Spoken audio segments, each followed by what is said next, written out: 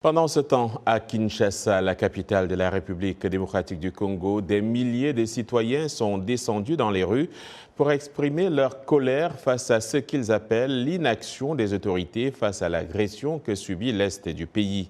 Des ambassades de pays occidentaux et celles du Rwanda ont été ciblées par des manifestants. C'est un reportage d'André Ndambi à Kinshasa.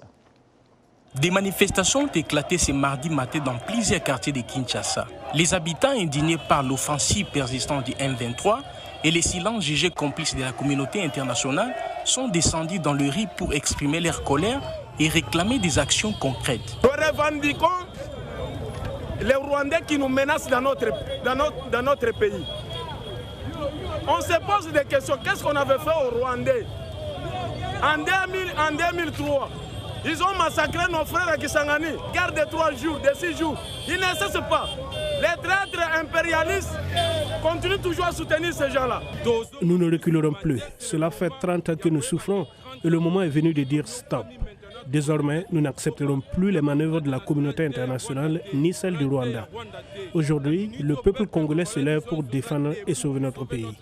Martin Fayulu a interpellé les responsables religieux à agir pour résoudre la crise, tout en accusant Félix Tshisekedi d'en être responsable et réclamant sa démission à cas d'obstruction. Je réitère mon appel aux pères spirituels d'œuvrer de toute urgence pour rassembler les parties prenantes dans un esprit de cohésion nationale afin de trouver une solution idoine à cette crise.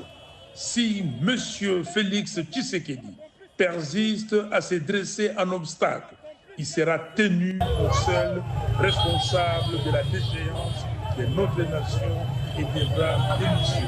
Le gouvernement condamne fermement tous les actes de vandalisme et de violence qui ont été constatés durant ces manifestations. Nous sommes en droit d'exprimer notre désapprobation. Nous sommes en droit, à la suite du message porté par le président de la République et la ministre d'État des Affaires étrangères aux Nations Unies, d'exprimer notre colère. Mais faisons-le pacifiquement. Plusieurs ambassades à Kinshasa, notamment celles du Rwanda, de la France, de l'Ouganda et des États-Unis, ont été prises d'assaut par des manifestants. Ils dénoncent ce qu'ils appellent la passivité des ambassades occidentaux face aux événements en cours à Goma, dans l'est de la République démocratique du Congo.